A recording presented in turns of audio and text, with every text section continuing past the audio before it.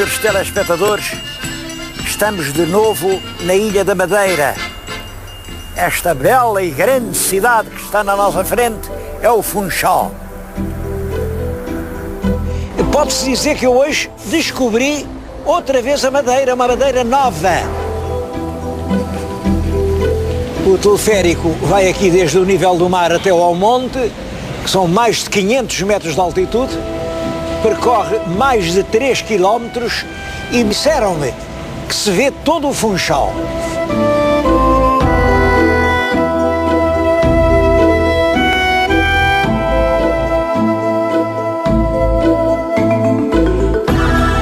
O monte é uma elevação onde há uma igreja, a Igreja da Senhora do Monte, que tem uma história, pois da Primeira Guerra Mundial, o último imperador do Império Austro-Húngaro, o imperador Carlos, veio para aqui, com a imperatriz, e passou aqui 3 anos e morreu aqui, tuberculoso, e quis ficar enterrado aqui.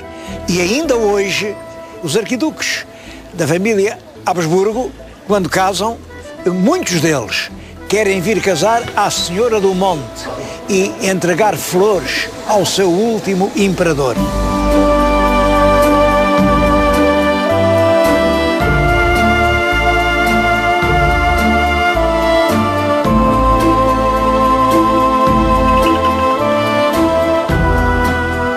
A Madeira fica já a uma latitude diante da África, mas com um clima perfeitamente europeu, seco, brilhante.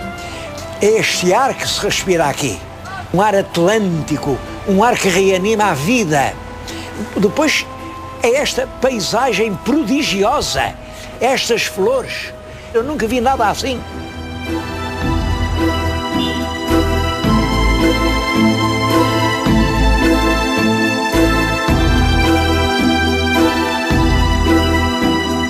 Agora, para quem visitar a ilha, isto já não são montanhas íngremes a perder-se nas nuvens, vales verdes e profundos, nada disso.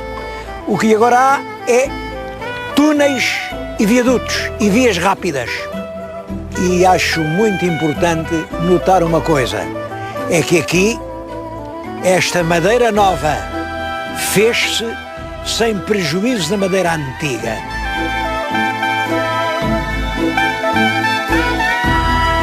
Houve sempre a preocupação de preservar esta emocionante paisagem, de tal maneira que, há poucos anos, a Madeira candidatou-se a Património da Humanidade, não pelos seus monumentos históricos, pela sua história, que bem o merecia, não, pela sua paisagem, porque estas florestas, estas montanhas que estão a ver, conservam espécies iguais àquilo que teve desde sempre, anteriormente aos descobrimentos.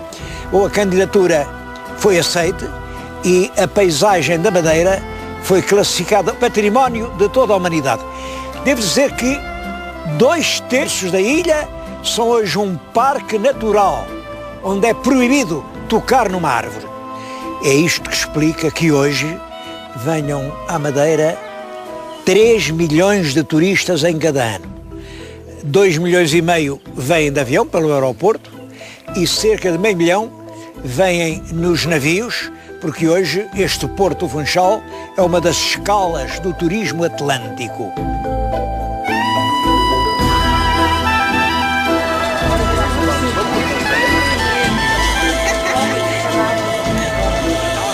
O vinho da Madeira é, e juntamente com o Porto, são os 2 vinhos portugueses mais famosos em todo o mundo. Bom, mas o Madeira é muito mais antigo que o Porto. É curioso, o vinho da Madeira remonta ao tempo do infante Dom Henrique. É o próprio infante das navegações, no século XV, manda vir uns bacelos da ilha de Creta para ver se aqui pegavam. Isso deu uma produção e um vinho de uma qualidade que rapidamente se mundializou. Atualmente exportam-se e vendem-se na França, na Inglaterra, na Itália, nos Estados Unidos, 3 milhões e 700 mil litros de vinho da Madeira por ano. E há factos que não são lenda. Por exemplo, é verdade que quando os americanos, em 1776, proclamaram a sua independência, o vinho com que brindaram a independência da jovem e grande nação que então estava a nascer, era vinho da Madeira. Brindaram com vinho igual a este. Shakespeare, nas suas peças, já fala no vinho da Madeira. E há uma lenda, que é claro que não pode ser verdade, mas é engraçada. Diz que a Inglaterra, no reinado do Henrique IV, um irmão do rei, andava a traí-lo nos impostos, a não pagar o que devia. E o rei resolveu metê-lo na Torre de Londres e condená-lo à morte. Mas como era irmão do rei, usou de uma certa clemência e permitiu-lhe ele escolher a morte, o tipo de morte que mais lhe agradasse. Então não é que o duque escolhe morrer afogado num grande túnel de malvasia, vinho da Madeira, a comer uma perna de capão assado. Capão é o galo. É claro, não acredito nisso, mas a lenda é muito antiga e corre na própria Inglaterra e mostra o imenso prestígio que este vinho tem. A arte do bordado começou aqui na Ilha da Madeira nos meados do século XIX. Parece que era uma senhora inglesa, ela gostava muito de bordar e depois pediu a umas mulheres para ajudarem. A altura viu que realmente essas mulheres tinham um jeito de mãos excepcional e começou a encomendar trabalhos. E chegou aqui no Funchal a ser, olha, a haver 25.000 pessoas a trabalhar em bordados. Hoje não são tantos, mas ainda são alguns milhares e fazem maravilhas.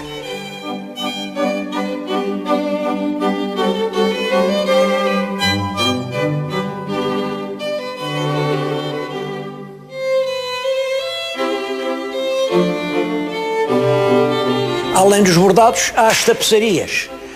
É também trabalho feminino. Isto reproduz uma gravura do Funchal do século XVIII. Penso que esta forma de artesanato é das mais notáveis que hoje se praticam em Portugal.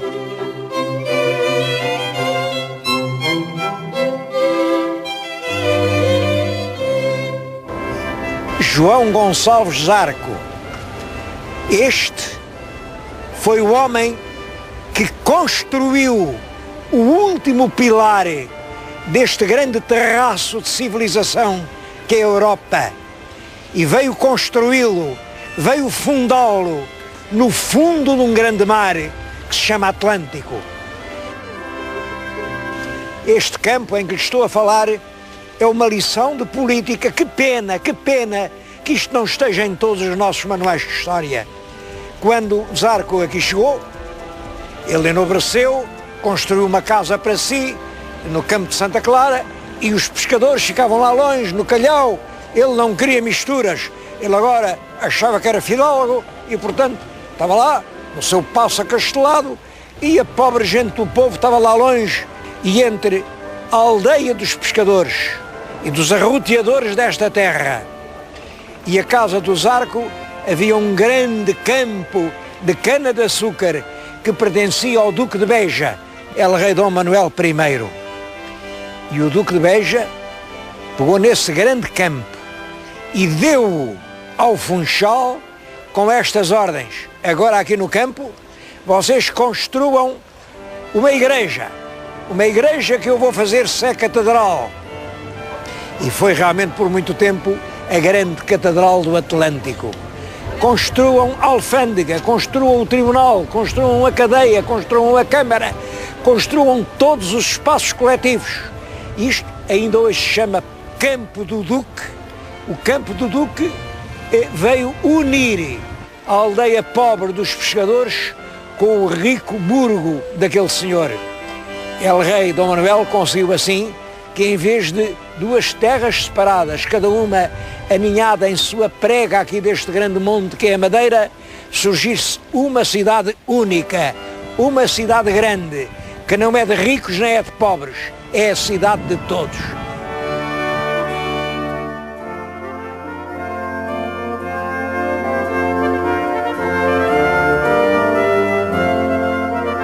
Aquilo é nem mais nem menos do que o que resta do convento de Santa Clara, mandado a construir pelo grande herói nacional da Ilha da Madeira, que é o João Gonçalves Zarco.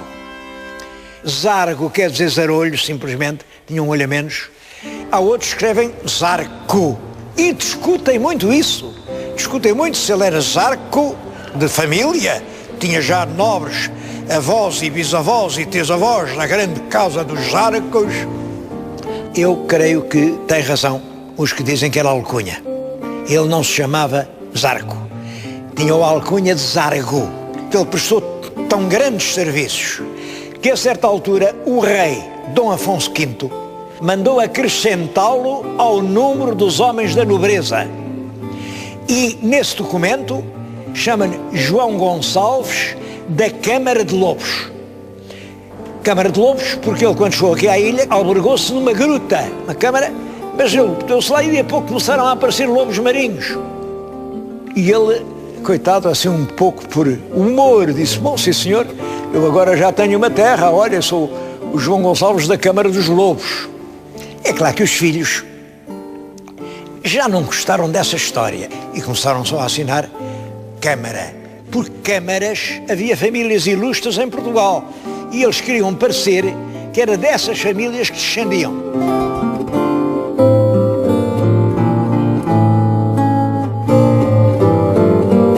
Eu estou agora no jardim da Quinta das Cruzes, que, segundo uma tradição fortissimamente provável, foi a residência que o Zarco, quando já estava rico, mandou construir.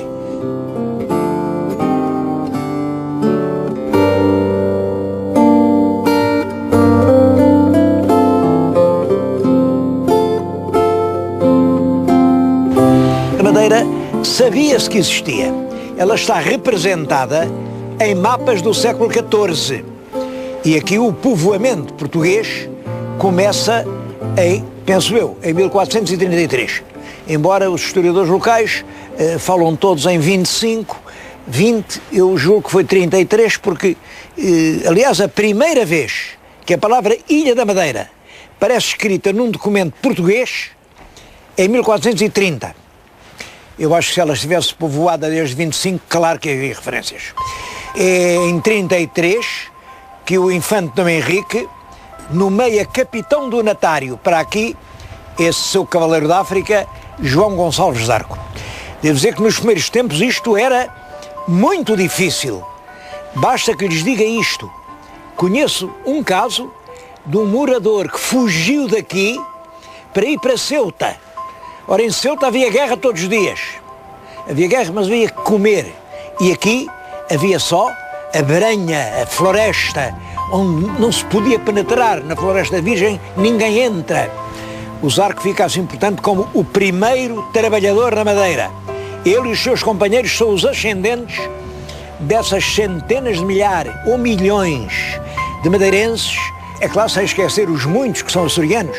É gente destes arquipélagos atlânticos que povoou o mundo e continua a ser considerada pela sua capacidade de trabalho, pela sua honradez, um tipo de homem marcado pela energia física e pelo aprumo moral.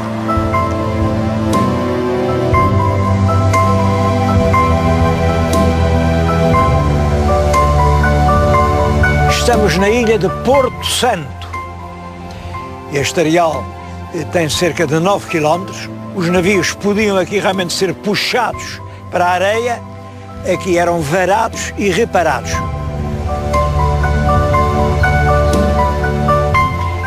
Ter um navio em terra a varar significava tê-lo apoiado por um conjunto de varas como esta.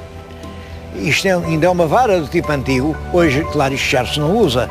Também havia outro sistema que era o de os encalhar. O que era encalhar? Era meter numa calheta. A calheta é uma calha pequena, onde o navio tem pedras, o navio entrava ali, quando descia a maré, o navio ficava normalmente apoiado nas próprias pedras. Era ali que os navios podiam entrar, parar, e depois, quando voltavam a maré alta, eles voltavam a entrar no mar, sem necessidade de os puxarem à mão. Estou-lhes a dar as razões que levaram os mareantes desde há muito, muito tempo a chamar a este lugar um Porto Santo.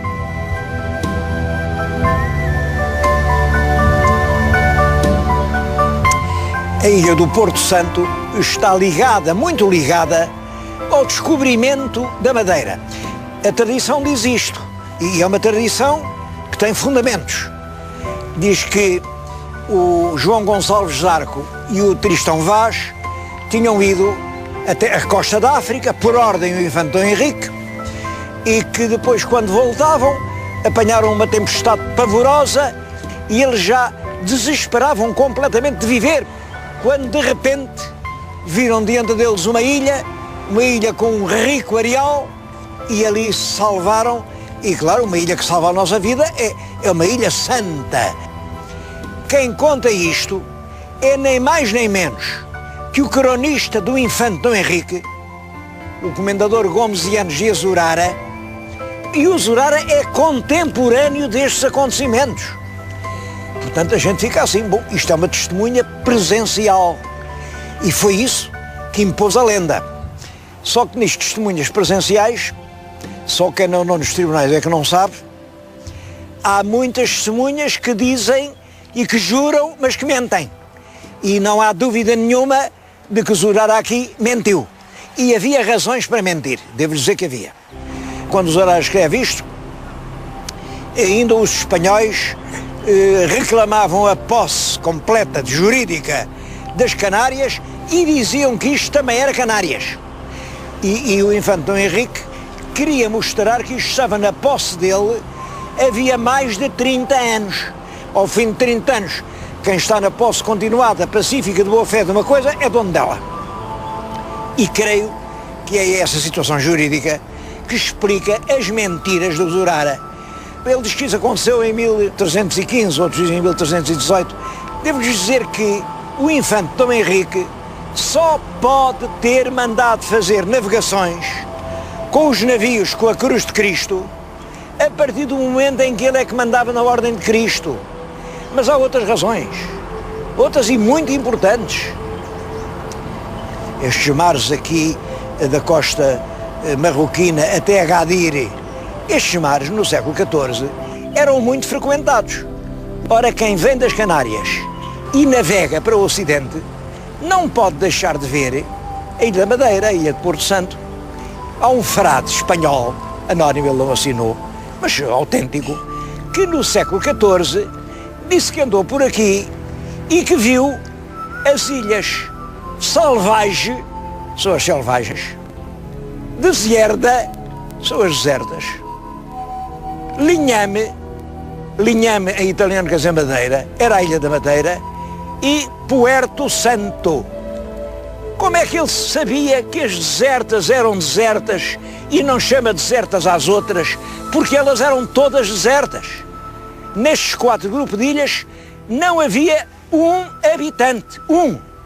Porque é que ele só chama deserta àquela? Só há uma explicação. É que só naquela é que eles tinham desembarcado. Só naquela é que eles viam que não havia ninguém. E os primeiros a fazê-lo foram, de facto, o João Gonçalves Zarco e o Tristão Vaz, por ordem do infante Dom Henrique. Portanto, o facto de haver em mapas do século XIV referência a ilhas desertas que os navegadores viam ao longe, mas não tinham coragem de lá pôr os pés, não tira em nada brilho nem prestígio a este facto fundamental. Estas ilhas entram na história da Europa pela mão dos portugueses.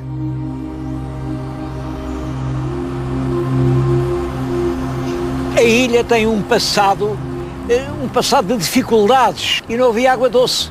Mesmo muitas das fontes davam já uma água salobra. A ilha era completamente parda, castanha, estéril, deserta. E agora chego aqui e fico assombrado porque alguém tingiu a ilha de verde. E onde não havia uma lágrima de água, eu agora vejo lagoas, estão aqui lagoas. Como é que isto foi possível? Bom, isto é um milagre ecológico, é um verdadeiro milagre ecológico. Há estações de dessalinização perfeitíssimas Essa água depois serve aqui para as lagoas, serve para regar os campos, serve para transformar a cidade num jardim.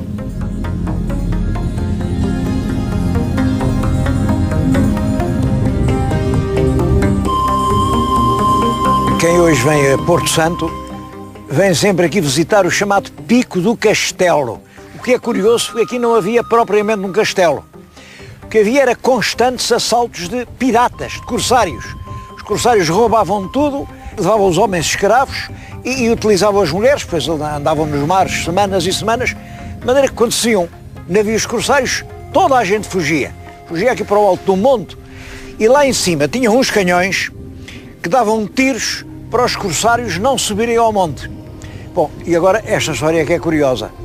Quando chegou aqui a notícia do 1º de dezembro de 1640, portanto da restauração, os canhões estavam a dar salvas de alegria. Nessa altura aproximou-se aqui da costa uma armada com 12 navios da Turquia, com corsários, mas ouviram tantos tiros que pensaram que a ilha tinha uma grande defesa e foram-se embora.